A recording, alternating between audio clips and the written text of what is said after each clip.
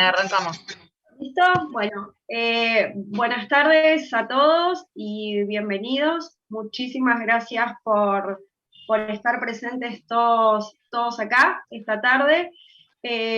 Hoy damos como comienzo al primer Zoom de unas, como jornadas interresidencias que se nos ocurrieron y que planteamos, donde la idea es convocarlos a todos los residentes que quieran participar de las distintas instituciones, ir presentando diferentes casos clínicos que nos van a servir como disparadores para poder discutir y actualizar temas que entre todos iremos eligiendo. Primero les voy a pedir una cosa, que todos los que vayan ingresando, si pueden ir poniendo en el chat a qué institución pertenecen. La idea es nosotros poder llevar un registro y saber de dónde nos están escuchando para después poder convocarlos para diferentes actividades y que se nombren con él bien claro nombre y apellido. Después quiero presentar a la doctora Lucila Rodríguez Camarda, que es residente del primer año, terminando primer año de la residencia articulada de neonatología del Hospital Garrahan, que va a ser la que rompa el hielo y va a presentar en el primer Zoom el primer caso clínico. Me acompaña con la coordinación de esta mesa la doctora Gladys Sá, a quien le voy a ceder la palabra y nos va a presentar a nuestra próxima invitada. Bueno, hola a todos, muchas gracias por participar. Es muy lindo estar con todos ustedes. Bueno, nosotros tenemos el honor de tener la participación de una experta, la doctora Marcela Ortiz de Zárate. Ella es pediatra, infectóloga, está encargada del área de infectología perinatal de la maternidad Sardán, es docente sobre infecciones perinatales en la carrera de infectología de la UCA, y de la Comisión de Transmisión Vertical de VIH en SADI, que es la Sociedad Argentina de Infectología. Así que muchísimas gracias por acompañarnos. Perfecto. Bueno, ahora podemos presentar. Sí, adelante. Que en realidad quería contarles la dinámica más que nada de por ahí de este encuentro, que va a ser la presentación primero del caso clínico, que va a exponerlo Lucila, y al finalizar la presentación vamos a dejar un espacio para que todos puedan participar con aquellas preguntas o inquietudes que tengan, que por supuesto la vamos a tener a la doctora Marcela Ortiz como para que pueda responder todas aquellas inquietudes, así que quedamos a disposición luego del caso clínico para todo lo que ustedes quieran y necesiten saber. Así que si les parece, comenzamos con la presentación del caso clínico. Lu, si querés compartir pantalla.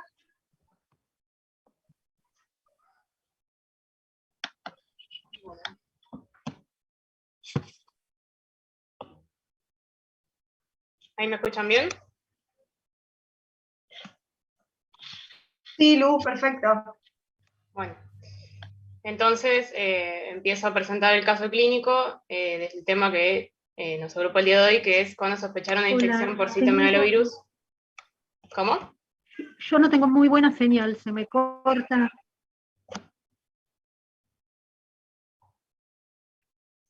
¿Sigo? ¿Ahí me escuchan bien? Sí, Lu. Bueno, entonces, ¿cuándo sospechar infección por citomegalovirus en un recién nacido?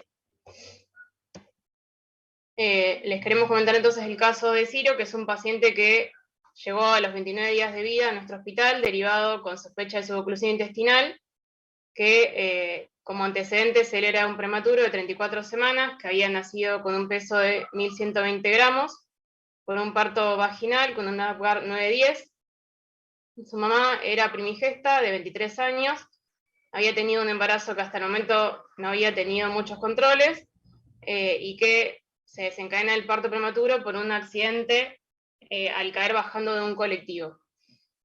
Había tenido hasta ese momento todas sus serologías actualizadas y están negativas. Todas las serologías, bueno, que se piden dentro del seguimiento, ¿no? Chagas, toxo, HIV, hepatitis B y VDR. El bebé estaba internado, entonces, cursando internación por recuperación nutricional, y a los 13 días de vida empieza a presentar intolerancia gástrica. Sospechan que podría tener una sepsis, entonces se pancultiva con hemocultivos, urocultivo y líquido cefalorraquídeo, sin tener rescate de germen. Y recibe empíricamente vancomicina y meropenem durante 7 días. Posterior a esto intentan realimentarlo, pero el paciente persiste con intolerancia y aparece además residuo gástrico porracio, entonces solicitan la derivación a un centro de mayor complejidad. Es a partir de ahí, bueno, que llega a nuestro hospital, en regular estado general, pero compensado, estaba normohidratado, normoperfundido, en ese momento con un peso de 1.630 gramos, el abdomen globoso, no parecía doloroso, no tenía visceromegalias, la sonda orogástrica con este residuo que comentamos que era porracio, y con catarsis negativas. Se le solicitan todos los estudios de inicio, el laboratorio, los hemocultivos, la radiografía, las ecografías cerebral y abdominal, el ecocardiograma, y se hace la interconsulta con cirugía, y se lo deja ayunado con una nutrición parenteral a 150, 5,2, con un flujo de 9, 3,5 y 3. Estas son las radiografías que tiene de ingreso, donde bueno, se puede ver la distensión abdominal. Acá está su ecografía cerebral, que era normal. También tenía una ecografía abdominal de ingreso que era normal. Su ecocardiograma tampoco tenía cosas a destacar, no tenía cardiopatía, tenía un FOB mínimo, con cortocircuito de izquierda a derecha, con la función ventricular conservada, con leve turbulencia en el origen de las ramas pulmonares. El servicio de cirugía le solicita un colon por enema, y por los demás, el resto de su laboratorio de ingreso y sus cultivos eran negativos. Bueno, hasta acá, no sé si tienen alguna sospecha diagnóstica con lo que comentamos del paciente.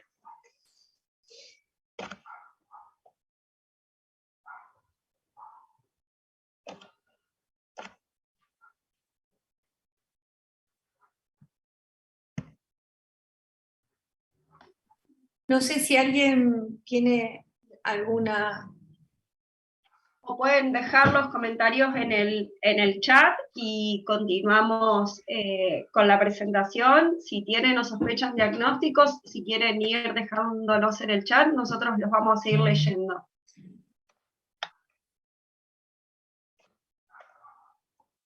Bueno. Acá preguntan si es de peso adecuado. Sí, era peso adecuado para edad gestacional.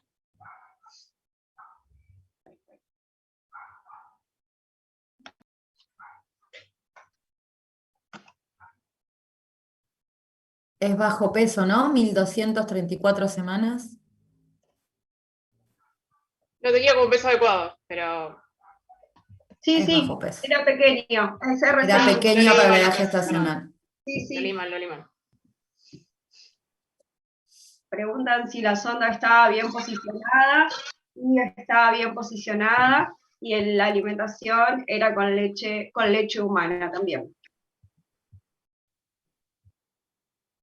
Continúa si quieres, Lu, con la presentación. Bueno.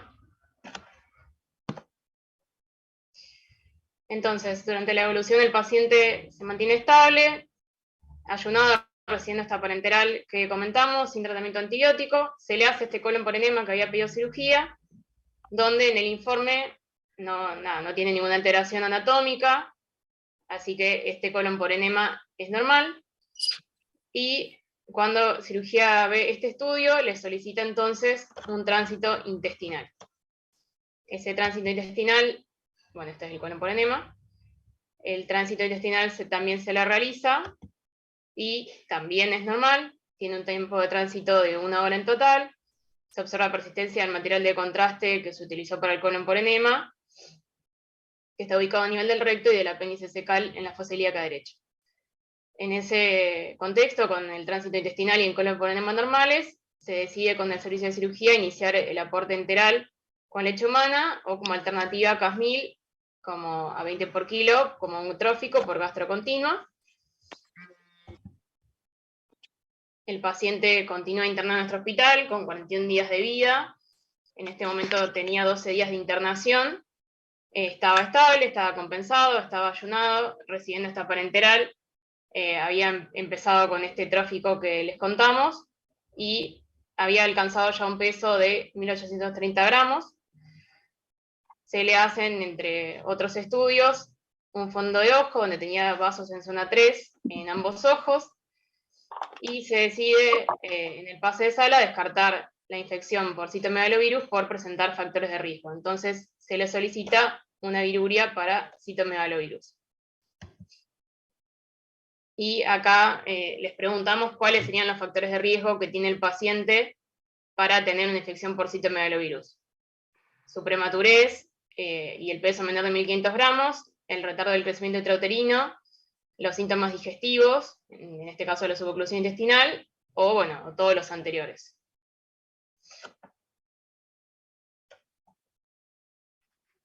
Si les parece, pueden ir dejando las respuestas en el chat, y después, a medida que vayamos avanzando y que terminemos la presentación del caso, iremos discutiendo con Marcela todas las respuestas que ustedes dieron y las opciones correctas, si les parecen.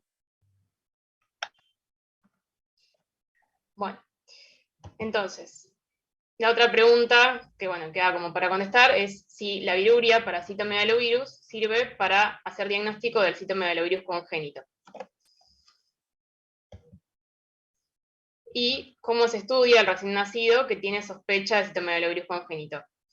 Con el examen físico, el estudio virológico, imágenes cerebrales, el fondo de ojo, a eso se le puede agregar también laboratorios, el examen auditivo, y como la cuarta opción sería, además, el estudio virológico, las imágenes cerebrales, el fondo de ojo, los laboratorios y el examen auditivo, a eso sumándole los antecedentes perinatológicos del paciente. Lucila, me interesaría que nos detengamos un segundito acá, Sí, antes claro. de pasar a cómo estudiar un paciente, porque me parece que el primer interrogatorio que ustedes hicieron es fundamental. Perfecto. Volvé para atrás la diapositiva si querés, Lu. ¿A dónde? Marcela, ¿está? Sí, ahí, por ejemplo, Acá. la realidad es que cuando, obviamente ustedes me van a dar la respuesta de esto, pero contextualizando al paciente, tenemos hoy un paciente de 34 semanas que se categoriza como un bajo peso o un retardo de crecimiento intrauterino, que nace por un parto accidentado, por lo que veo, porque en realidad es desencadenado por un accidente de la vía pública, y entonces, a partir de ese evento nos encontramos con la sorpresa del retardo de crecimiento intrauterino en un embarazo no muy bien controlado, ¿sí? Y posteriormente, si bien tenemos muy pocos datos con respecto a los primeros días de nacimiento o de internación de este recién nacido, desarrolla síntomas que podrían ser compatibles con, en una primera instancia, según cómo se lo categorizó al inicio, una sospecha de sepsis tardía con probable compromiso del sistema digestivo, ¿sí? Enteritis, necrotizantes, etc. Entonces, me parece que es importante tener claro cuáles de estos criterios son los que se consideran para sospechar y en este contexto, un CMV congénito, ¿no? Creo que eso es fundamental. La prematurez es algo que nos preocupa, pero no impresionaría ser la causa de este evento, ya que fue desencadenado por un accidente de la vía pública. El retardo de crecimiento intrauterino indudablemente es una manifestación categórica de un CMV congénito sintomático, y los síntomas digestivos podríamos discutirlos. Acá hay muchos más neonatólogos que infectólogos, así que ustedes me pueden contar si realmente esta presentación es inusual, es frecuentemente asociada con un CMV, o es parte de la vida cotidiana de un retardo de crecimiento de menos de 1500. Perfecto. Ahí los tendría que oír yo a ustedes.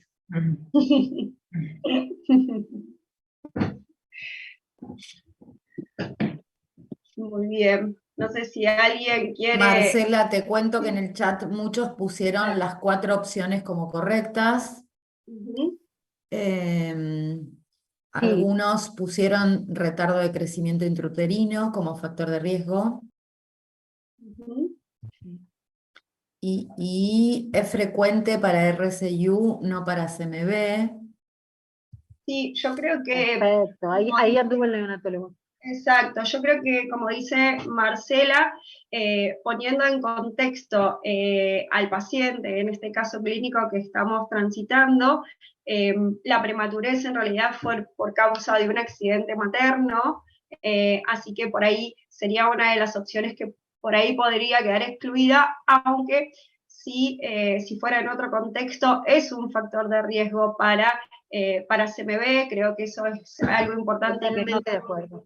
Exacto, y no todos nos tenemos que olvidar. Por supuesto que el retardo de crecimiento intrauterino, eso va por otro lado, independientemente de que la madre haya tenido o no un accidente de tránsito, creo que pasa por otra situación.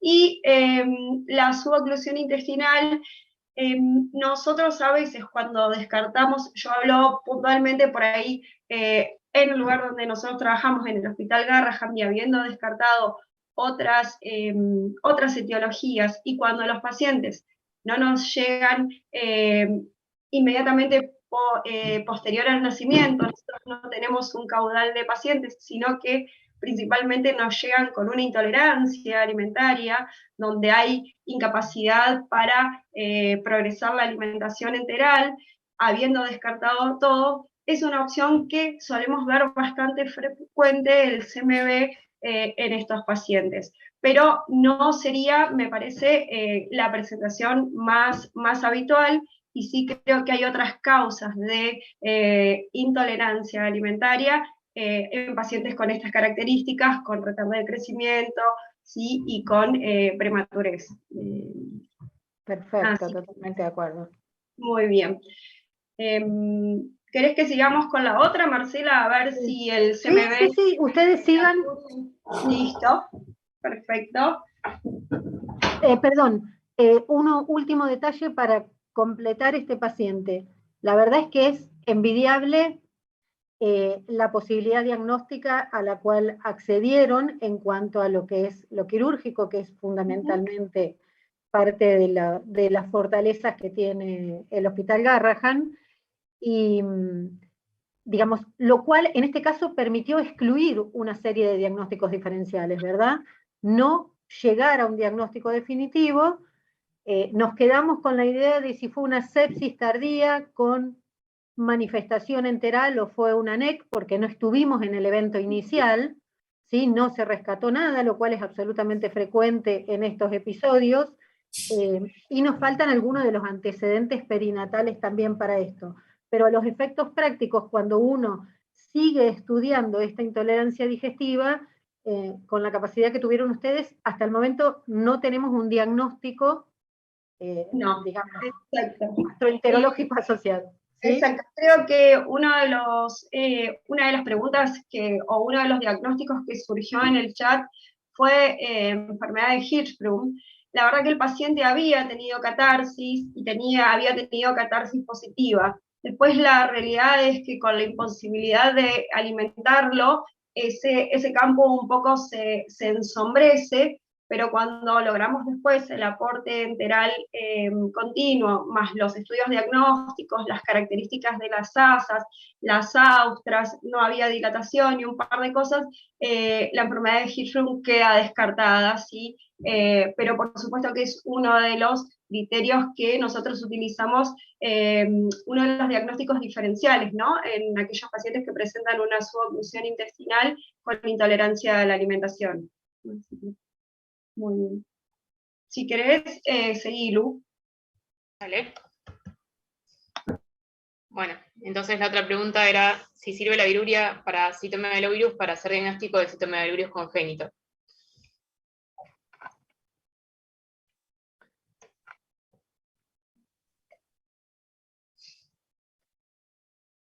Creo Si que quieren. esta respuesta no debería ofrecer dudas, ¿no? Uh-huh. Realmente la viruria tal cual. La respuesta, gracias Flor, excelente. La respuesta es sí, la viruria es el gol estándar para el diagnóstico. Perdón, y cuando hablamos de viruria, muchas veces uno sabe que a veces generaliza con ese término, porque se mezcla lo que es cultivo viral, el shell vial, o actualmente lo que se utiliza, que es la PCR, o sea, el diagnóstico por biología molecular en la muestra de orina, ¿verdad? Y sí, ese es el gol estándar. El problema es cuándo. Sigamos. Claro. Creo que ahí tiene que ver con la edad del paciente, más que nada, ¿no? Y con la capacidad de eliminación del virus según las semanas de vida, es cuánto más nos va a servir o si hay que complementar el estudio con algo más. Sí. Sol, ahí en el chat preguntan si atresia de colon podría haber sido diagnóstico diferencial. Atresia de colon no me parece que sea un paciente con una atresia de colon. La presentación en realidad hubiera sido, primero, es cierto que en la placa no se ve el aire distal, pero un paciente que tenía una distribución de aire normal con aire distal. La distensión abdominal, si bien en la atresia de colon no es importante, suelen cursar con un poco de distensión abdominal. Al momento de realimentarlo, y no toleraba inmediatamente, sino no es que llegaba a grandes volúmenes, sino que con poco volumen no progresaba la alimentación. Así que, y tenemos 2 estudios contrastados, donde un colon por enema nos habla de un colon de características normales, con austras que son de características esperables para el grupo etario, y tiene completado un tránsito intestinal donde descarta cualquier patología obstructiva alta de tipo quirúrgico. Me parece que está hablando más de una hipomotilidad que tiene el paciente, que puede deberse a diferentes características o causas, que es lo que charlamos recién. Podría haber sido por el retardo, por la prematurez, o en este caso pensando que puede atribuirse a la infección por CMV.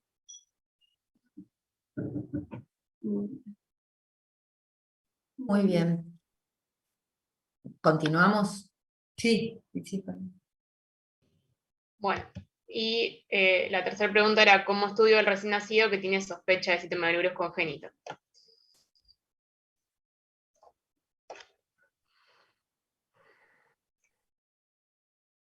Bueno, no sé qué es lo que van contestando, pero claramente todas las opciones son válidas, ¿sí? Esto obviamente, y eso después lo vamos a hablar un poquito al final, discutir un poquito mejor cuando cerremos el caso, qué es lo que sucesivamente se va solicitando y en qué contexto, pero básicamente todos estos datos deberíamos tenerlos cuando tenemos fundamentalmente cuando tenemos un CMV confirmado, ¿sí? Perfecto. Entonces avancemos, así después completamos todo. Muy bien. Bueno, entonces, nuestra paciente tenía 46 días de vida, 17 días de internación, un peso de 1990 gramos, había progresado 20 gramos por día, y le hacemos la viruria para CMV y se recibe el informe de que es positiva. Entonces le solicitamos el papel de filtro en el hospital de origen para poder descartar una infección congénita. Esto, bueno, lo que hablaban de que era el gol estándar, la viruria para el citomegalovirus en orina, es cierto en las 2 a 3 primeras semanas de vida, pero nuestro paciente ya excedía esas semanas de vida, por lo que no nos alcanzaba, digamos, con la viruria para poder confirmar que fuese congénito el origen de su infección. Por eso es que se agrega... En realidad, lo que uno busca con esa primer viruria que le pedís a los 46 días de vida es que te venga negativa, ¿no? Como claro, para descartar el diagnóstico. Totalmente. Claramente. Ya con una viruria positiva, ahí tenemos que discernir si a esta edad de vida fue adquirido o en realidad es una infección congénita por CMV. Sí. Entonces, el paciente había podido iniciar el aporte enteral a los 42 días de vida, había continuado progresando la alimentación, se pudo ir descendiendo la parenteral y estaba sin tratamiento antibiótico. Su laboratorio de control estaba normal, estaba con un poco de anemia, pero con buenos reticulocitos. Tenía una lúmina que estaba en mejoría, un hepatograma que era normal y un ionograma que era normal también. El paciente sigue evolucionando, completa el aporte enteral, llegando a una gastroclisis continua a 160 kg día, más pecho contacto. Se hace el control de fondo de ojo, que tiene vascularización completa, y cuando se le hacen las autoemisiones, se encuentra que tiene en el oído izquierdo las autoemisiones ausentes, por lo que se le solicitan los potenciales evocados auditivos. Se recibe el resultado del primer cartón de pesquisa de citomegalovirus, que es positivo. Entonces, a partir de acá podemos interpretarlo como una infección congénita por citomegalovirus, y en conjunto con el servicio de infectología se inicia el tratamiento con valganciclovir. Cuando se le hacen los potenciales evocados, el paciente presenta hipoacusia bilateral profunda, se le hace la evaluación por neurología, que tiene un perímetro cefálico que es normal para su edad, fija bien la mirada, si bien no tiene seguimiento completo aún, tiene buen tono, con los reflejos osteoteninosos de 4 en los 4 miembros, el moro está presente y tiene una presión plantar y palmar presente. El paciente se logra ir de alta a los 89 días de vida, se alimenta todo completo por succión, llega a un peso de 2,950, cumpliendo el tratamiento con valganciclovir por enfermedad severa, con compromiso del sistema nervioso central y para evitar la progresión del daño. Y queda en contacto con el consultorio de infectología y con el de condiciones crónicas complejas. En el seguimiento, su última consulta, que es a los 4 meses y 15 días, que tiene una edad corregida de 3 meses, se está alimentando por succión con fórmula para prematuros, puede completar la toma de manera adecuada, no tiene ahogos, no tiene tos, no tiene vómitos y tiene buena ganancia de peso.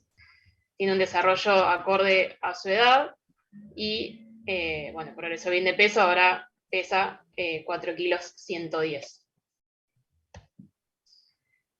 En el caso de su seguimiento audiológico, se le hace una audiometría a campo libre por conducta, donde no se observan cambios de actitud ante la estimulación sonora, y tiene una detección del umbral de voz 80 decibeles con el cese de movimiento.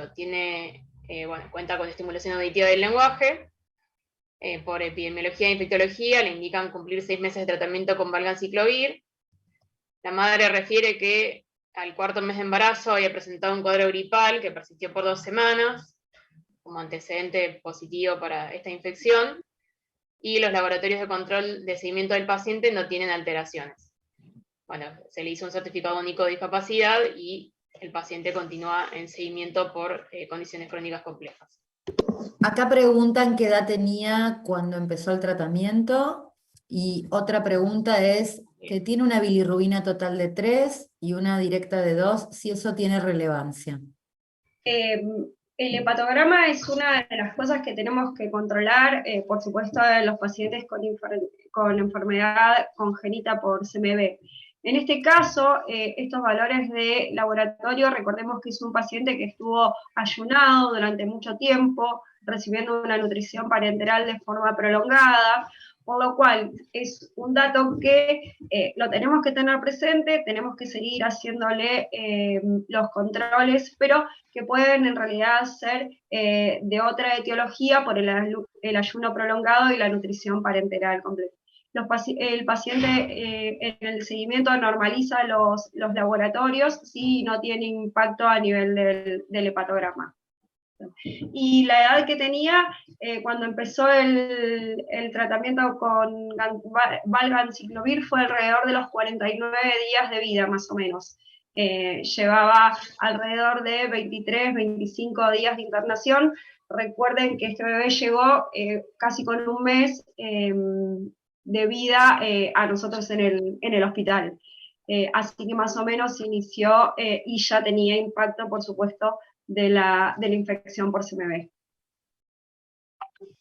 Igual me parece bastante muy buena la pregunta, porque, digamos, uno de los desafíos más importantes del citomegalo, digamos, no cuando viene con el cartel, sino es la sospecha.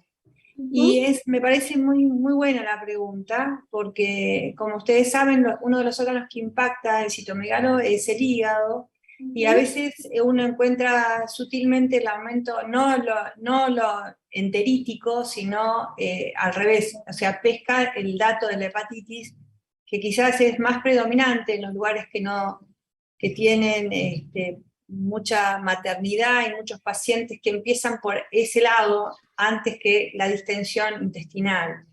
Así que es buena la pregunta, es un dato que puede aparecer, nosotros buscamos, yo soy del Hospital Fernández, y uno de los diagnósticos que tuvimos por CMV fue por la colestasis persistente de un paciente, por ejemplo, que también tenía todos los otros datos, tenía RCU, era un prematuro de 28 semanas, y en realidad, como ustedes saben, también es importante para el resto de los que están escuchando, que tienen, digamos, que la pesca del citomegalo se hace desde otro lugar, es lo hepatítico como dato primordial, el dato perinatal, obviamente la RCU, también la cantidad de transfusiones, que bueno, uno sabe que ha mejorado mucho la transmisión de citomegalovirus a través de las transfusiones con filtro, pero bueno, no sé si esa es la realidad en otros lugares del país, es como una normativa internacional y nacional obligada, pero bueno, muchas veces uno tiene el diagnóstico del citomegalo en el transcurso de la internación,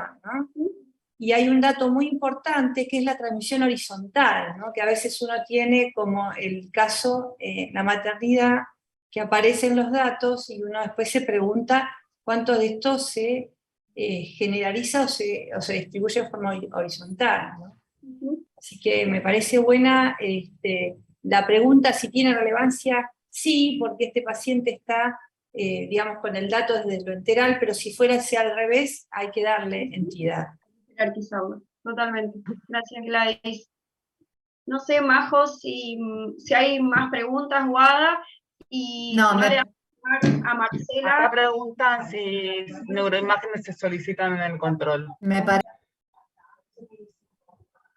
En el seguimiento sí se le realizan imágenes después. Este paciente se le realiza después en el seguimiento los controles, aún actualmente está en seguimiento por el grupo de condiciones crónicas del hospital.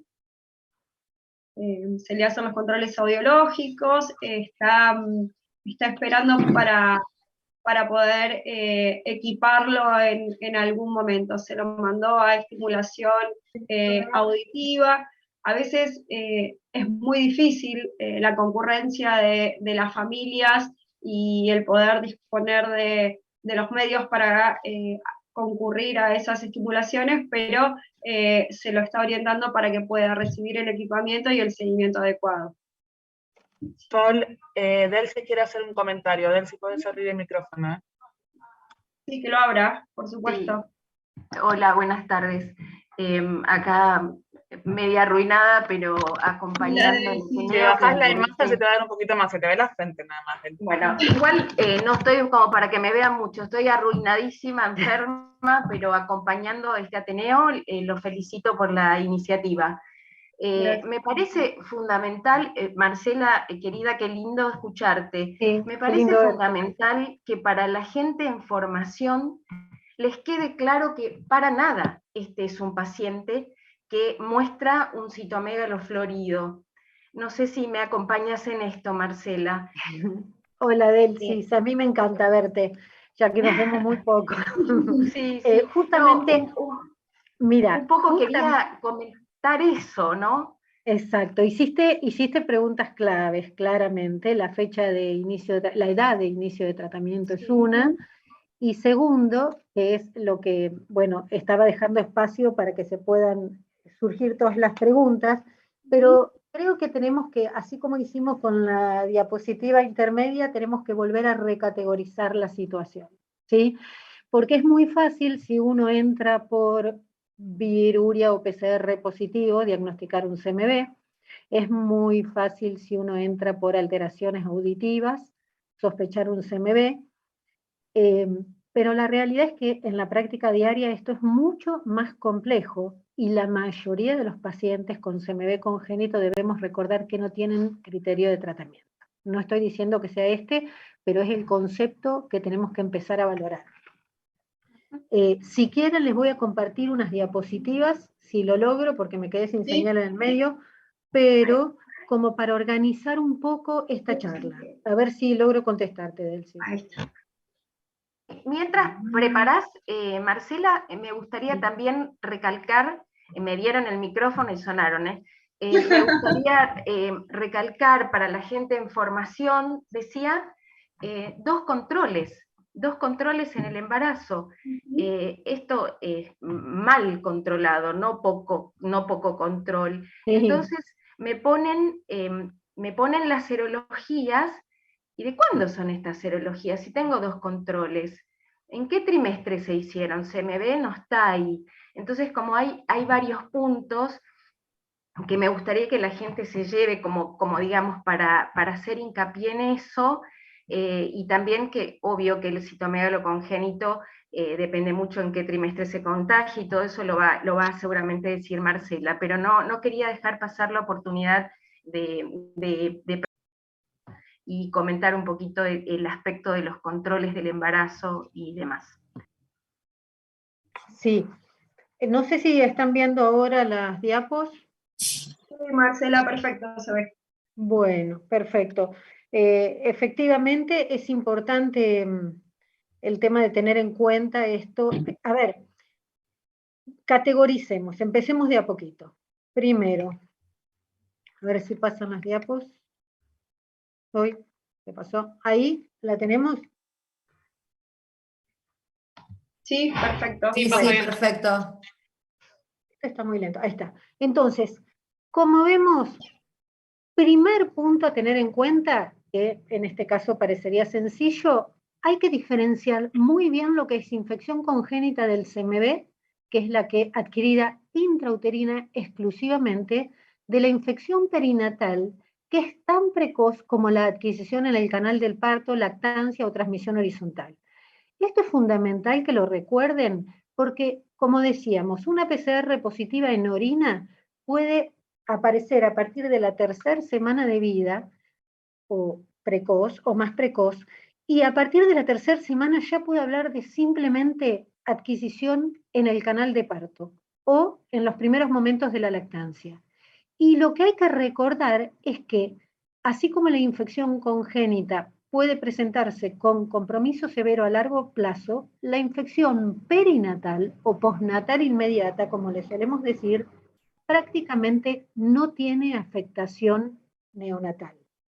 Siempre y cuando hablemos fundamentalmente de niños de término, donde inclusive se plantea como una forma de inmunización natural. Obviamente este escenario va a cambiar si estamos hablando de prematuros extremos, pero en este caso nuestro paciente ya nace con un retardo de crecimiento intrauterino, por lo cual uno podría pensar en esta infección.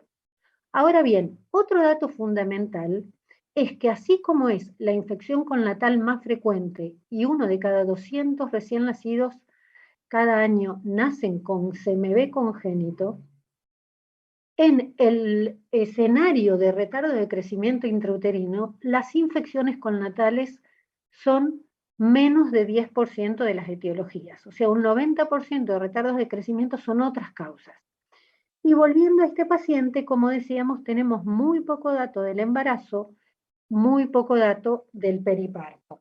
No sabemos si hay otras causas que pudieron ser, por ejemplo, hipertensión arterial materna, consumo de drogas de uso recreativo, alguna otra patología relacionada con la placenta o con el devenir de la gestante que podrían haber justificado un retardo de crecimiento intrauterino. Sí, claramente lo vamos a jerarquizar, pero es un dato que uno tiene que tener en cuenta. O sea, todos los que trabajamos en NEO sabemos que retardo per se no es un criterio absoluto de estudiar una infección colnatal. Primero habría que descartar todas esas otras causas que suelen ser más frecuentes, ¿sí? El otro punto interesante es que así como sabemos que entre un 0,2 o a un 2% de las embarazadas van a adquirir CMV durante el embarazo globalmente, no es lo mismo el riesgo de transmisión que va a tener una madre que tenga una primoinfección por CMV, donde el riesgo de transmitirlo al feto es de el 40%, versus menos del 4% si esto es una infección no primaria. ¿A qué llamamos infección no primaria? Aquella gestante que ya tuvo contacto durante su vida con el citomégalo. Groseramente las determinamos por aquellas que tienen IgG para CMV positiva previo a la concepción, pero sabemos que como buen herpes, el citomégalo es un virus que permite reactivaciones en personas que estaban inmunizadas, que ya lo habían padecido previamente, o reinfecciones con otros cepas, o con otros genotipos de citomégalo. En este caso, donde la paciente ya tenía inmunidad previa y adquiere una nueva infección o reactiva una infección, el riesgo de transmisión a ese recién nacido baja dramáticamente, ¿sí? Baja a menos del 4%. Estos datos también son muy importantes, no tenemos nada de esto en esta gestante. Pero lo que sí es dramático, y eso se ha visto actualmente en los últimos años, es que así como uno se planteaba que la primoinfección, obviamente por frecuencia, tiene más chance de transmisión, en la vida cotidiana lo más frecuente es la reactivación o la reinfección. Y las secuelas en estos niños, ya sea que adquieren el CMV intrauterino en una primoinfección o en una reactivación, terminan siendo igual de graves, ¿sí? El otro punto, y a esto quiero que nos detengamos y lo tengamos bien claro, en aquellos niños que adquieren la infección intrauterina, solo 1 de cada 10 va a tener síntomas al nacer. Entonces, volviendo a el planteo de nuestro paciente, mi primer pregunta surge cuando uno sospecha un CMV a partir de una suboclusión intestinal, es si lo que estamos asociando es una manifestación común del citomégalo o estamos extrapolando las imágenes ecográficas, porque todos recordamos que una de las sospechas de infección intrauterina por CMV son alteraciones ecogénicas, hiperecogenicidad intestinal adentro de las imágenes intrauterinas. Sin embargo, en la práctica cotidiana, los recién nacidos con citomégalo rara vez tienen compromiso intestinal postnatal. No es para nada una forma de presentación frecuente. Si hablamos de otras manifestaciones, y ahora las vamos a repasar un poquito, sí es distinto el escenario con respecto al hígado, ¿no? Pero antes de continuar, lo que quiero que recuerden es, como vimos, de cada 10 recién nacidos afectados, solo 1 va a tener síntomas al nacer. Los otros 9 van a ser asintomáticos. De estos asintomáticos, a su vez, solo 1 de cada uno de los que tengan CMV asintomático al nacer va a tener secuelas a largo plazo. Entonces, tenemos una infección sumamente frecuente epidemiológicamente, que rara vez presenta manifestaciones al nacer, y que aquellos que nacen sin manifestaciones también rara vez van a tener secuelas. Es por eso que es tan complicado el diagnóstico y la toma de conductas con el citomégalo, ¿sí?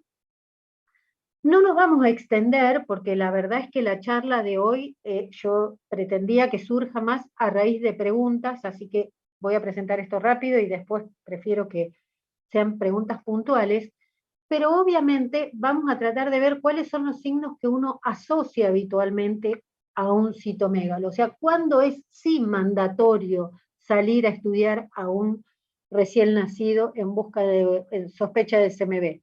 Bueno, como decíamos, el pequeño para la edad gestacional es uno de los criterios. Estos datos que tenemos acá están sacados de 2 consensos.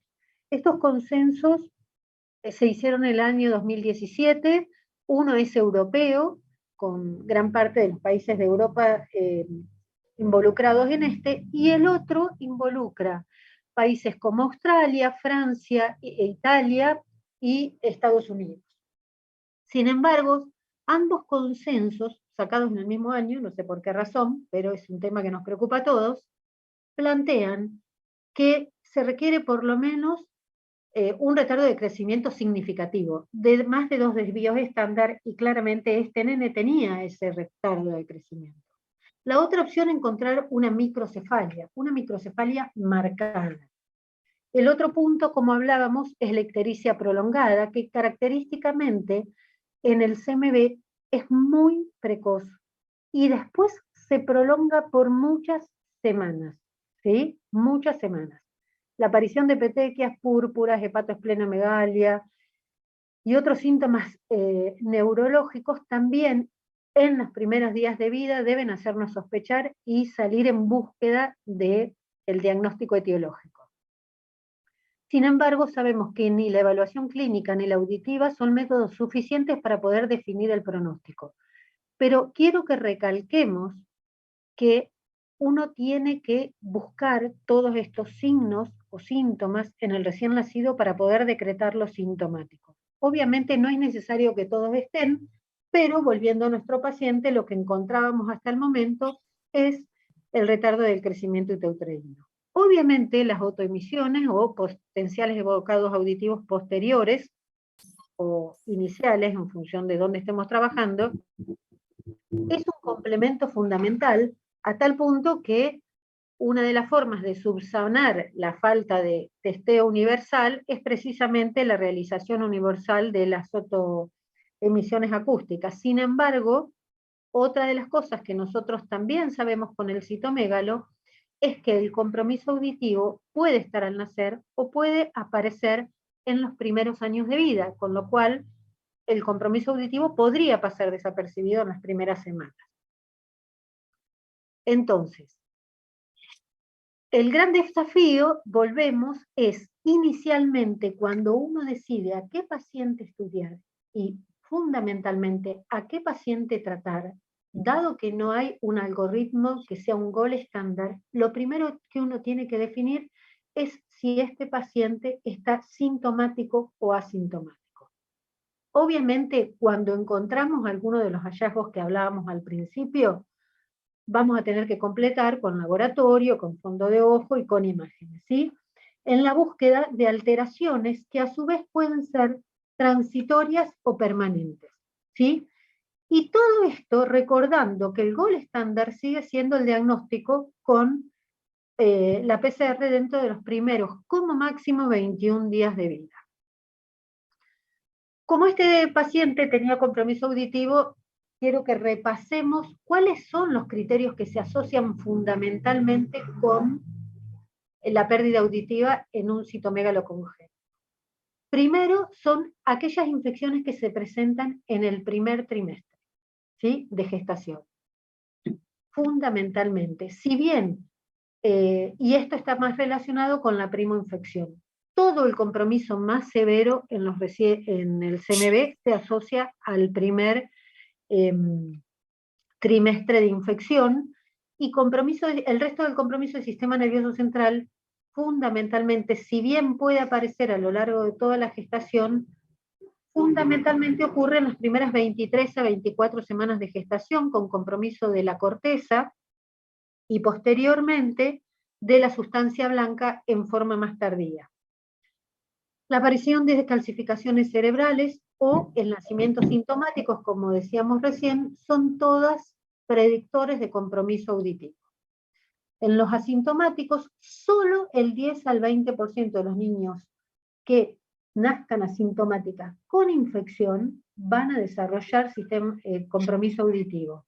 La mayoría de las veces va a ser bilateral, y también es importante, que nunca se tiene en cuenta, recordar el compromiso vestibular y los trastornos del equilibrio que podrían aparecer en la infancia posteriores a un CMV congénito asintomático.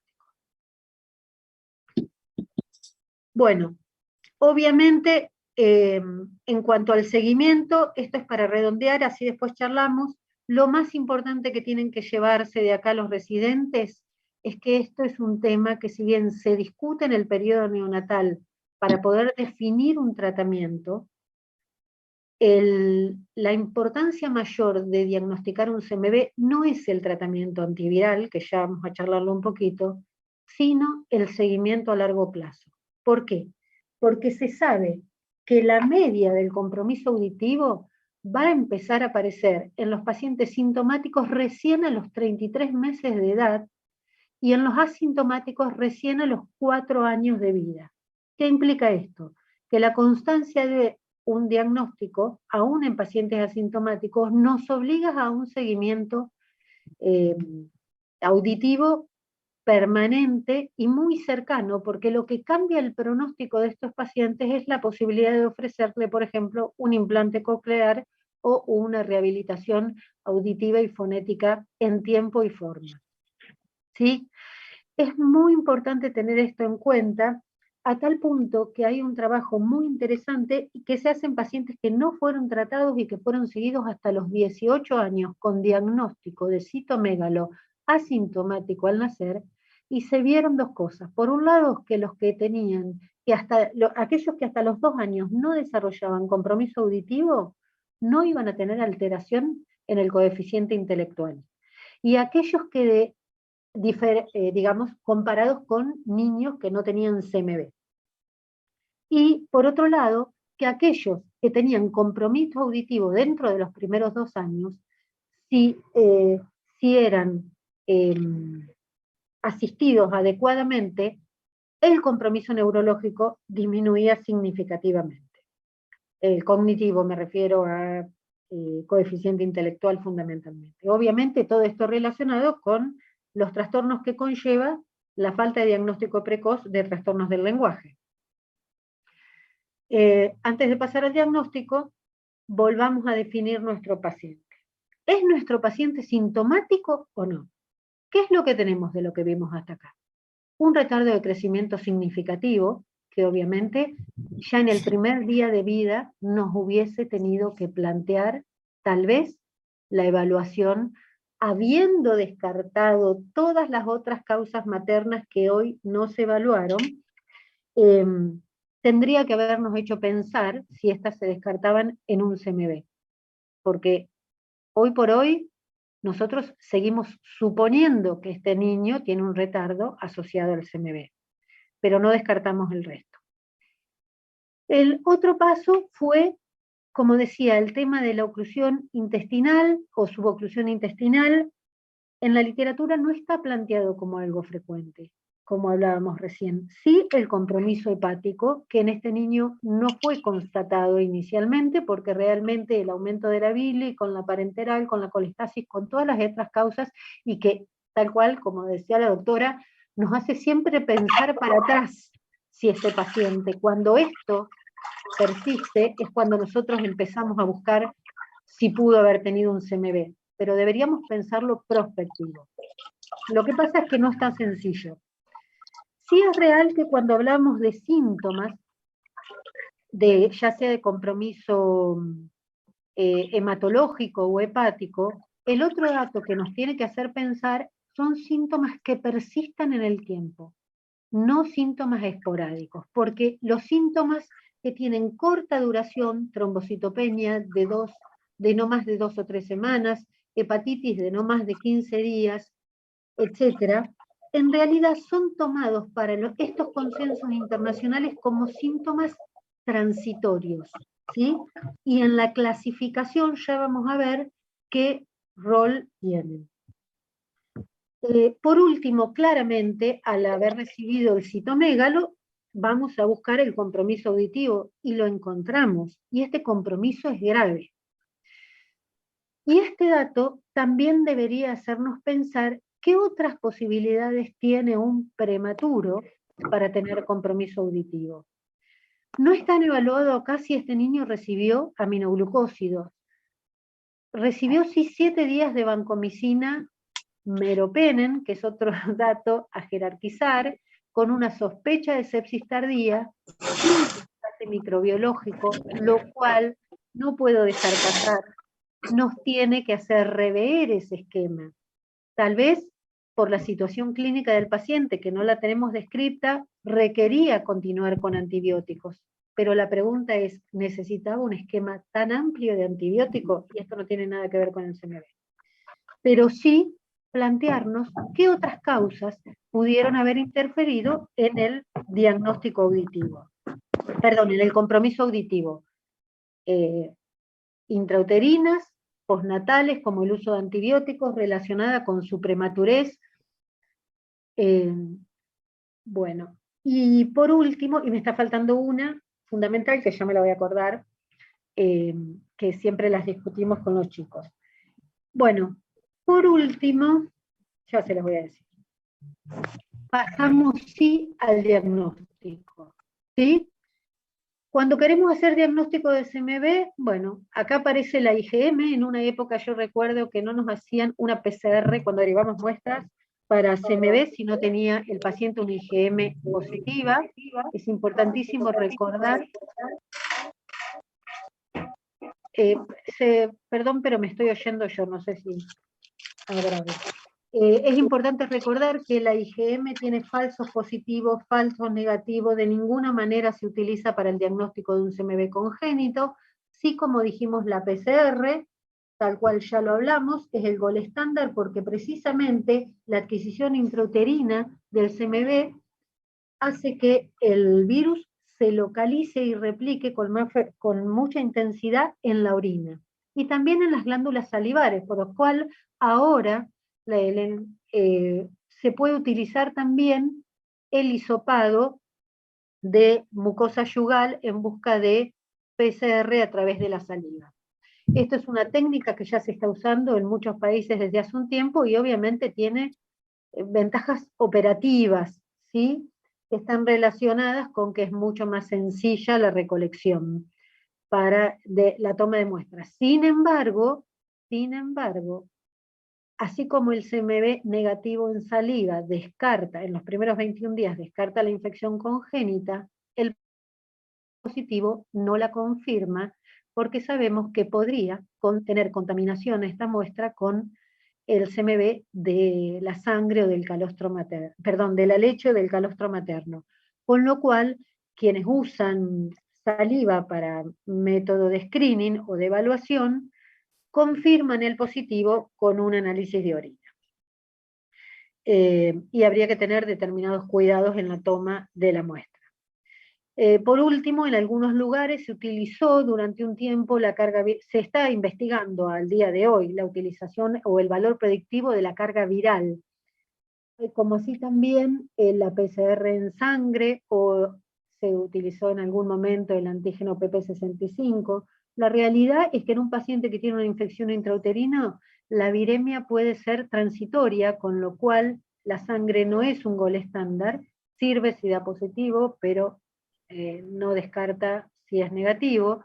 Y con respecto a las cargas virales, lo único que se tiene claro hoy es que cargas virales muy altas en los primeros días de vida, que en general se correlacionan con niños sintomáticos, obviamente, al igual que los síntomas, van a tener un peor pronóstico en la evolución de estos pacientes.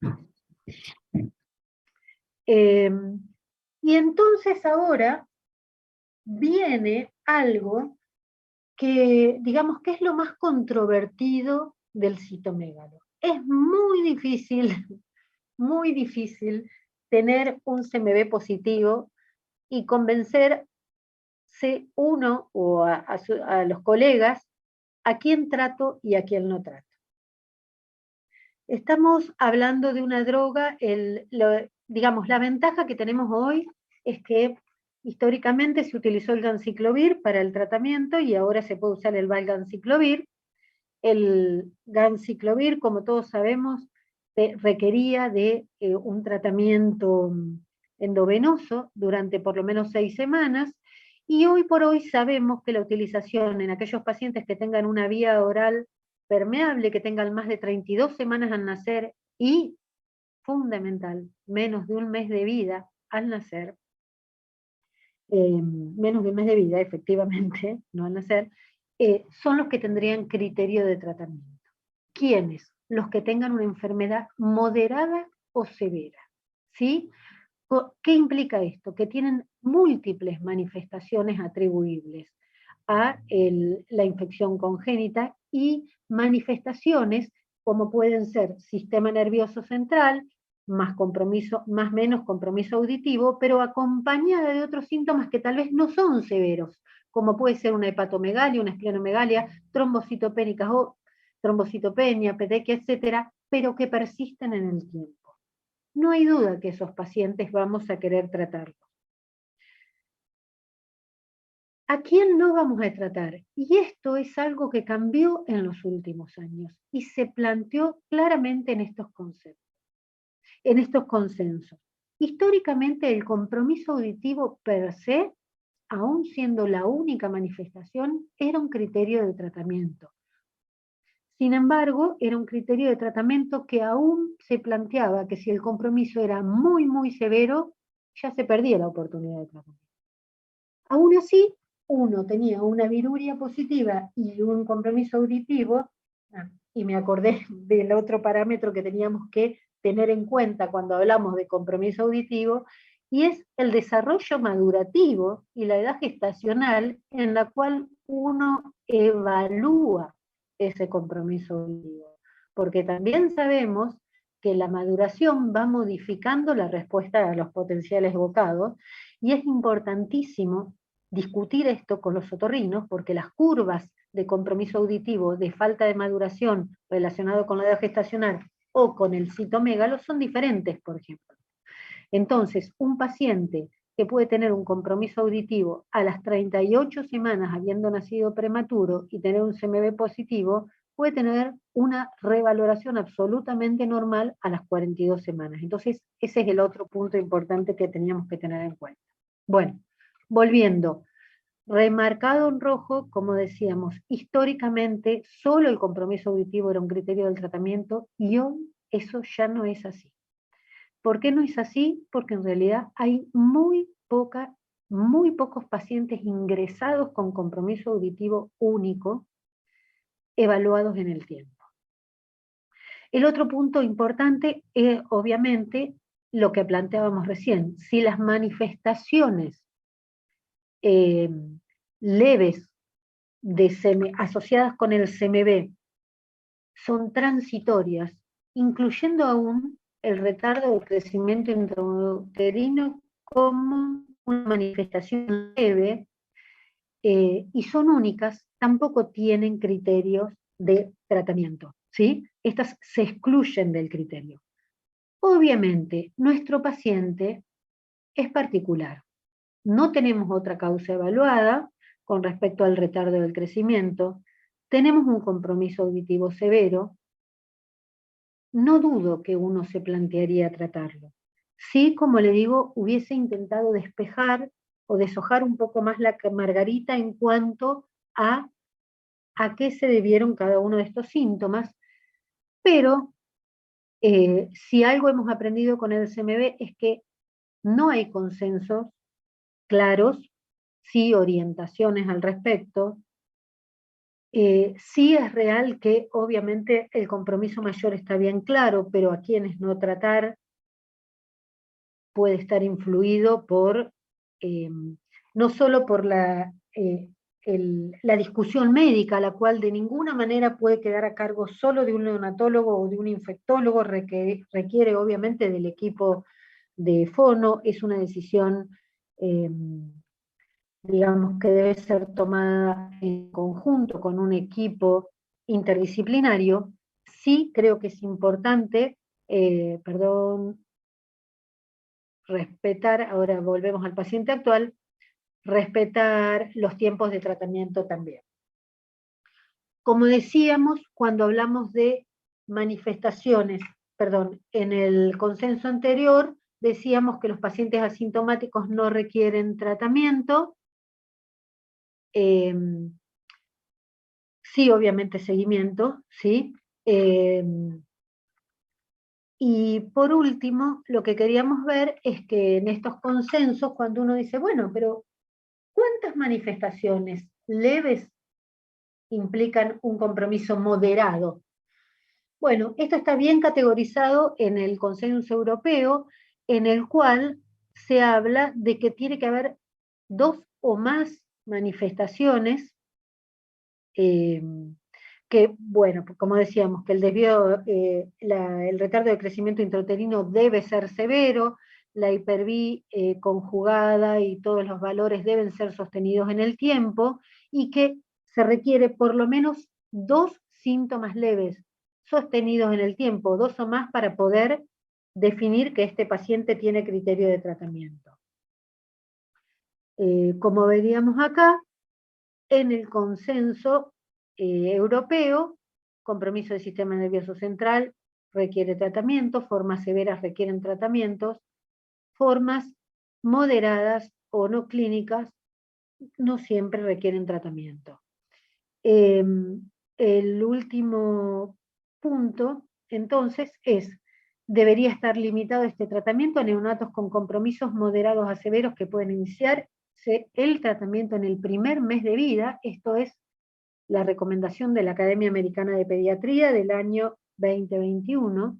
Los asintomáticos no deberían recibir tratamiento fuera del contexto de protocolos de investigación. Neonatos con manifestaciones leves o con compromiso auditivo como única manifestación no debería recibir rutinariamente tratamiento, dada la falta de datos o evidencia que sugiera beneficio en los pacientes menos afectados. Por último, es importantísimo recordar que cuando uno decide un tratamiento, primero que estamos hablando, yo como soy vieja, recuerdo que tengo esta batalla con el tratamiento del citomegalo desde hace más de 20 años, ¿sí? Estamos usando la misma droga, ya que el valganciclovir es un precursor del ganciclovir, intentando una respuesta terapéutica adecuada con una droga que lo que mejoró fue su compliance, porque permitió pasar de las manifestaciones endovenosas, de la utilización endovenosa, con un montón de efectos de inconvenientes en cuanto a asociación a neutropenia, hepatitis, infecciones asociadas a catéteres, etcétera, de un paciente que debía estar internado durante 6 semanas, a un tratamiento por boca que puede ser implementado desde el momento que el paciente tenga vía oral. Esto disminuye los efectos adversos a largo plazo, a corto plazo, perdón. Los hematológicos disminuyen significativamente, la hepatitis también, pero debemos recordar que hoy este mismo tratamiento que discutimos desde hace 20 años no tiene claro cuánto sería el tiempo de tratamiento que debemos utilizar. Hoy se hacen 6 meses, pero gran parte de los investigadores están planteándose si no deberían ser 12, al igual que pasa con la toxo, o sea, acompañar el desarrollo madurativo del paciente frenando al virus o bajando la carga viral. ¿Por qué? Porque sabemos que estas drogas son virustáticas. ¿Qué significa esto? En el momento que yo suspendo el tratamiento, el virus vuelve a replicar, y en un paciente en el cual no ha cambiado prácticamente su inmunidad o está en desarrollo aún, sabemos que va a volver a iniciar el daño. A tal punto que ese es otro de los contras que encuentran algunos autores para tratar pacientes oligosintomáticos o asintomáticos. Punto 1, se sabe que cuando se suspende la droga vuelve a aparecer efectos adversos. Punto 2, todos tenemos claro que el compromiso auditivo y del sistema nervioso central en el CMV es progresivo. Como lo vimos, en los asintomáticos aparece recién a los 4 años. En los sintomáticos puede aparecer antes o empezar a desarrollarse a los 3 años. Con lo cual uno se plantea cuál es el beneficio de un tratamiento que solo dura 6 semanas o 6 meses. Y otro dato que es fundamental, por lo cual se insiste tanto en no usar estas drogas en pacientes en los que no tienen criterios claros de tratamiento, es que no se conocen los efectos a largo plazo, tanto en carcinogénesis como en compromiso gonadal. Por lo cual es muy importante que se discuta, y tal cual como decía Delsis, se categorice cuál es el paciente sintomático, o cuál es el paciente asintomático que, siendo uno de cada 100 o cada 200 recién nacidos que va a tener CMV congénito, no le va a traer ninguna manifestación a lo largo de su vida. No hay duda que este paciente es interesantísimo porque nos enseña, primero que todo, es a pararnos en el paciente cada uno de los días de su vida, cada vez al inicio, sobre todo, cuando es el momento de poder tomar conductas operativas y taxativas. Y después la importancia del manejo,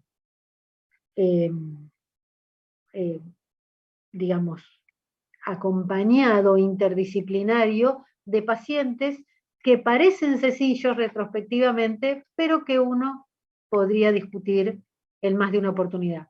Otro punto, vuelvo acá, 30 días de vida. Este paciente claro, uno dice, lo empiezo a tratar cuando lo diagnostico. No.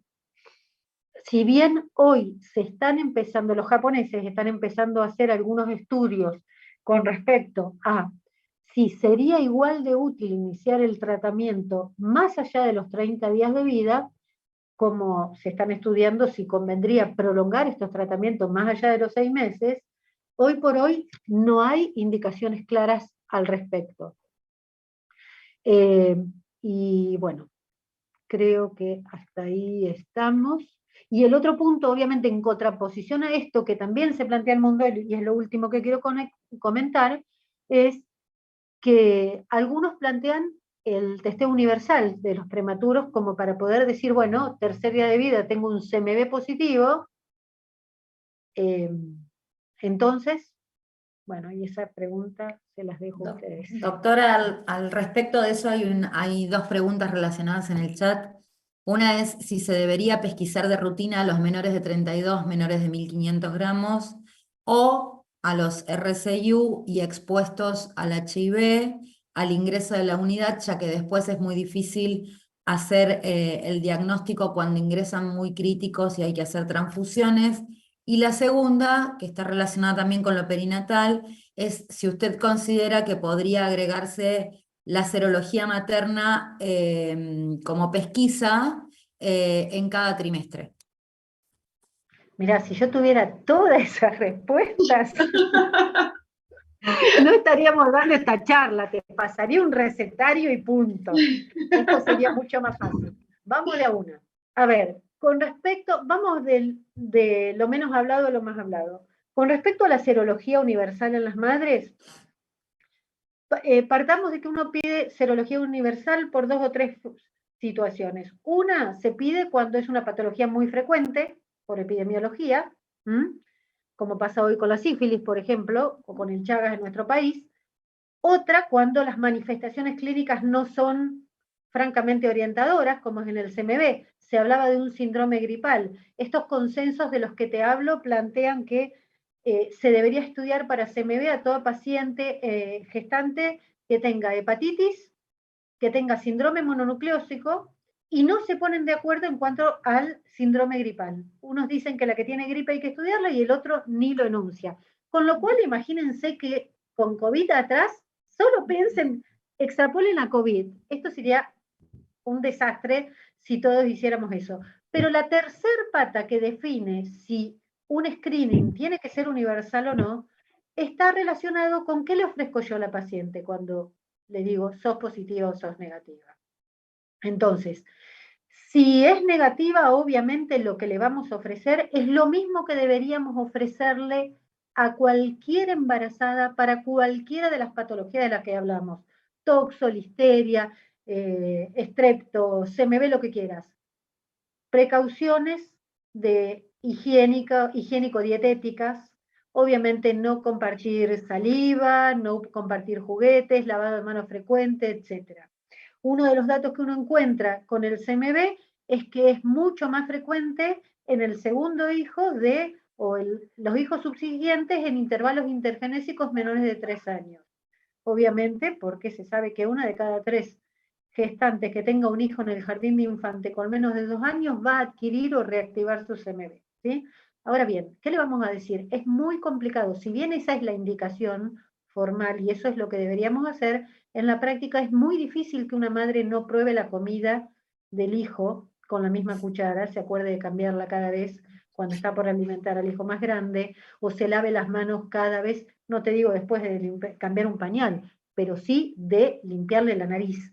O sea, es complicadísimo y sin embargo es lo que uno debería hacer. Ahora, como te decía, ¿qué le ofrezco además?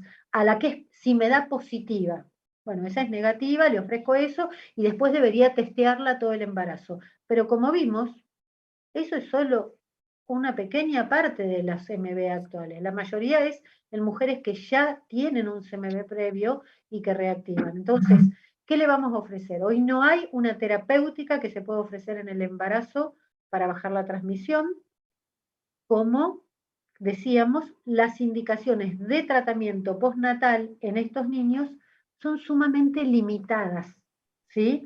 Entonces, la realidad es que por eso no debería hacerse en forma universal. Las otras preguntas es el testeo universal en los recién nacidos. A ver, hablemos de, como decíamos, el 10%, solo 1 de cada 10 van a ser sintomáticos, o sea que los otros 9 perfectamente van a ser recién nacidos de término, gordos y hermosos, como digo siempre. ¿Le vamos a pedir a todos? Bueno, no. Limitémonos a los prematuros de menos de 1500. ¿Qué ventajas tiene tener un CMV positivo o negativo en tiempo y forma en un menor de 1500? Bueno, un negativo es genial para lo que hablamos hoy cuando aparece una hepatitis, una colestasis, una neumonitis, y estamos pensando en una infección o una sospecha de sepsis tardía sin rescate bacteriano. Eso sería bárbaro, si uno pudiera tener esa alternativa. El problema es lo otro. ¿Qué pasa si me viene un CMV positivo en un chico de 800 gramos, en el cual no puedo hacer una evaluación completa, porque la auditiva, como decíamos, es más tardía, porque las manifestaciones se solapan con otras infecciones? ¿Vamos a medicar a todos esos chicos simplemente y en 800 gramos? Ustedes, que estamos peleando por qué tipo de leche se usa, le van a dar valganciclovir por boca. ¿Cuánto se absorbe? ¿Cuál es la dosis? ¿Cuál es el intervalo? ¿Cuáles son los efectos adversos a largo plazo? Todas estas respuestas nos faltan también. No hay duda que si tenemos un paciente con un CMV congénito y compromiso sistémico severo, vamos a ponerle, obviamente ya va a estar con una vía y le vamos a pasar ganciclovir.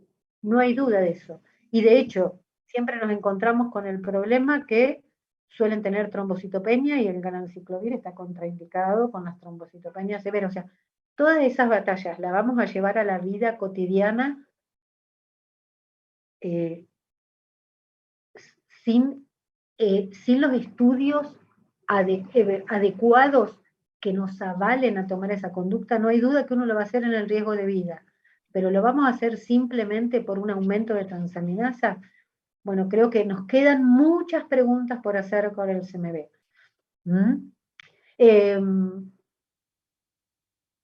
Y me quedo alguna más que ya no me acuerdo. Guada, Me quedó una pregunta Acá más. para hacer. Preguntan el seguimiento en niños que han tenido CMV congénito con evaluación auditiva normal hasta los 6 años. ¿Hasta cuándo hay que seguir evaluando el riesgo de pérdida auditiva? Buena pregunta. La realidad es que tiene, los primeros años se hace en forma estandarizada, hasta los 3 o los 5 años. Después, no, mira, lo que recuerdo es que se hace en función de las evaluaciones normales del recién nacido, digamos, no tengo idea de que lo tengas que seguir haciendo hasta la adolescencia, como la toxo, estoy pensando, pero no recuerdo que se haya planteado. En general el nervio auditivo termina de recuerdo. madurar alrededor de los 6 años y por convención en un CMV hasta los 6 y en la toxo hasta los 8 o 9 años. Sí, tal cual. No lo tengo incorporado ese dato. Perfecto. Yo tenía una pregunta para hacerte con respecto a si hay lesiones patognomónicas en las neuroimágenes que nos indiquen la sospecha clínica de CMV y cómo sería la repercusión clínica neurológica o del desarrollo de acuerdo a las áreas afectadas a largo plazo. Mira, con respecto a las imágenes, esto es algo que se está planteando en este momento, que se está revalorando todo. Te explico por qué.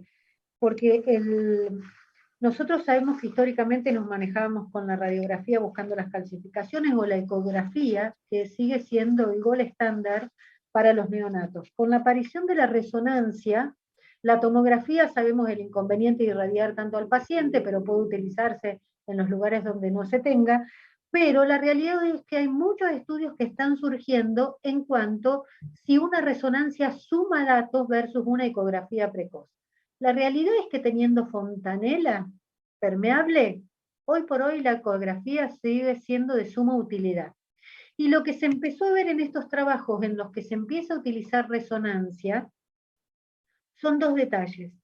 Por un lado, que se encuentran muchas más manifestaciones en pacientes con CMV congénito a través de una resonancia, pero no se sabe hasta el día de hoy realmente la correlación que esto tenga con el CMV, porque cuando se los compara con resonancias en recién nacidos que no tienen compromiso por CMV, en niños sanos, digamos, la realidad es que muchos de esos hallazgos están o se asocian a otras patologías y no pueden ser correlacionadas patognomónicamente con el CMV. Por ejemplo, las alteraciones, las vasculopatías lentículo-entreadas, se encuentran en ambos y no queda claro que sea una manifestación patognomónica. Por eso, por un lado, la resonancia suma datos, pero hoy se discute el rol de esos datos en el compromiso por CMV. Todavía nos queda muchísimo por aprender con eso. Ok. Juanpi, ¿vos querés hacer el comentario que hiciste en el chat en vivo? ¿Qué tal? Buenas tardes. Gracias, Majo. No, me pareció, hola Marcela, me pareció excelente tu exposición y cómo lo fuiste llevando, pero me dejaste un comentario en el medio que me pareció a mí importante para todos los médicos neonatólogos que están en formación, porque ya casi están terminando su formación, es el hecho del esquema empírico inicial que tiene el paciente antes de llegar a su destino, y la utilización de amplio espectro, a veces no guiada, y no quiero ser peyorativo, no guiada por la sospecha clínica de la patología infecciosa sospechada, porque a veces se conocen las complicaciones, pero se subestiman las complicaciones, o sea, los efectos adversos de estos antibióticos, ¿no? Entonces vos lo explicabas muy bien, como cuánto tiene implicancia obviamente el CMV, en un chico que tiene un CMV congénito, pero también la implicancia de antibióticos que sabemos que tienen nefro u ototoxicidad y que a veces subestimamos el efecto que tienen, ¿no? Simplemente eso. Sí, totalmente de acuerdo. Creo que es, por eso te decía, uno muchas veces retrospectivo busca, arma el rompecabezas, pero yo creo que siempre hay que estar con la evaluación prospectiva, decir, bueno, ¿y esto qué más puede dar? ¿Y esto lo necesita? Es como, hablamos, la posibilidad de, por ejemplo, al inicio de este paciente haber pedido un CMV nos hubiese orientado un poco, al ingreso al Garrahan creo que también hubiese sido una posibilidad, bueno, pero más allá de eso, esto de tratar de acortar o de limitar la utilización de algunos métodos o metodología que no siempre se va teniendo en cuenta en el día a día. El otro punto que no quiero dejar de plantear es que, como veíamos, hablamos de consenso, no hablamos de indicaciones absolutas, ¿sí? Hoy no hay duda que uno tiene mucho más claro, por ejemplo, cuándo indicar penicilina en un estreptococo, Y aún al día de hoy seguimos discutiendo cuántos son los días, si podemos achicar, si se necesita terapia combinada o no, etc. Bueno, la realidad es que con el CMV ese recetario claro no lo tenemos. El CMV es una patología que todavía no está resuelta en muchos aspectos, por lo cual también es importante que la toma de decisiones en cuanto al tratamiento involucre a los padres. Perfecto, buenísimo. Bueno, no sé si alguien tiene alguna pregunta más para hacer, algún comentario. Si no, creo que si nadie tiene como para preguntar nada más, creo que podemos ir despidiendo a Marcela, a Lucila y nosotros ir cerrando el encuentro. Muchísimas, pero muchísimas gracias, Marcela. Impecable. La verdad que hiciste que sea todo muy ameno y muy fluido, así que muchísimas gracias de verdad. No sé si alguno de mis compañeros quiere decir algo. Gracias, Lu, por la presentación. No sé si los chicos, mis compañeros del CEFEN, quieren decir algo. Si no, gracias a todos por conectarse y por participar. No sé si Juan querés o Ethel, que son los próximos, anunciar el próximo tema del siguiente encuentro. No sé si andan por ahí. Gladys, no sé si querés decir algo. No, gracias Marcela, me parece que tenemos, yo lo único que me quedo pensando, yo soy una adicta al CMV, algún día me gustaría charlarlo con vos en una mesa, no voy a crear más confusión, pero me parece que estaría buenísimo abrirlo. Tenemos mucho para trabajar, la Argentina no tiene prevalencia, yo hice un trabajo de prevalencia en Fernández, creo que hay mucho para trabajar, y eso sería genial que, aunque no esté nada cerrado, nos podamos sentar y sentarnos y decidir y rearmar y volver a rearmar, no importa, pero no olvidarnos del CMV. Yo creo que en algún lado, la sensación que a mí me queda, y esto es para la gente en formación, que está como olvidado a veces, y eso estaría bueno traerlo. Eso nada más, pero me encantó. Me encantó, Marcela, gracias. No, yo les agradezco primero a ustedes la invitación, aparte la posibilidad de charlar con gente en formación siempre es sumamente atrayente y estimulante, ¿no? Porque son otros escenarios, algunos ya tenemos, hay temas que hay gente que con los años ya no quiere abordar, ya este tema no se habla, y al revés, estamos hablando precisamente de lo que se considera la patología con la tal infecciosa más frecuente. Y fíjense que tal como lo planteabas, Gladys, prácticamente no tenemos epidemiología en nuestro país. No sabemos realmente qué nos ocurre, y así como yo le presentaba que 1 cada 200 es en el primer mundo, hay estadísticas de América del Sur que plantea que hasta 20 de cada 100 o 20 de cada 200 recién nacidos podrían tener CMV congénito.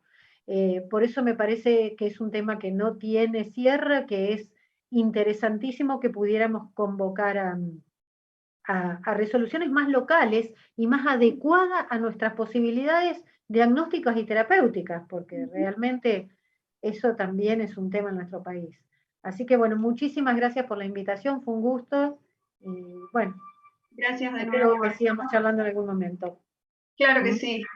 Regio, hasta luego. Juan, te doy la palabra, no sé si querés anunciar el próximo tema.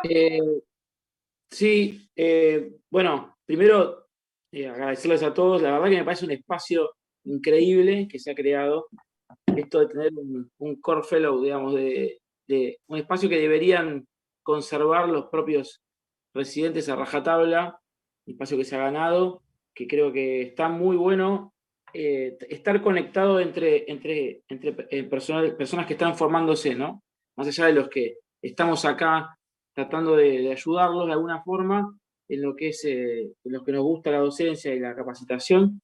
Me parece que es un espacio de ustedes, y esto que plantea Gladys, genial, yo soy uno de sus fans, digo, esto de poder también crear espacios para algo que para mí me fanatiza, es la investigación, digamos, desde con nosotros y con ustedes, en cosas que no están estudiadas y ustedes pueden darle una fuerza motriz impresionante para poder averiguarlo, ¿no? Guiados por la gente que más sabe y ustedes ser parte de esto. Así que eso me parece que también es un espacio que se abre y que habrá que ver cómo generarlo. El encuentro que viene es la maternidad de Salta va a presentar, la residencia de la maternidad de Salta va a presentar casos clínicos referidos a encefalopatía hipóxico-isquémica. Junto con Guillermo y quien les habla vamos a tratar de guiarlos y hablar un poco hoy como se charló en el esquema de la charla de hoy. Así que bueno, los esperamos a todos, espero que lo disfruten. Para nosotros es un gran tema que estamos abordando muchísimo y que estamos haciendo mucho esfuerzo para que también aumente lo que tampoco está en Argentina, que es la epidemiología de la encefalopatía hipóxico-isquémica. ¿Ven? Que se van sumando muchas cosas de las cuales no sabemos realmente qué nos pasa, ¿no? Así que bueno, los dejo, Sol. Ya está. Gracias, Juan. Seguramente en las próximas semanas les vamos a compartir el flyer y vamos a difundir la próxima actividad con la fecha, el link, y los esperamos a todos el próximo encuentro y con más ganas de participar. Muchísimas gracias.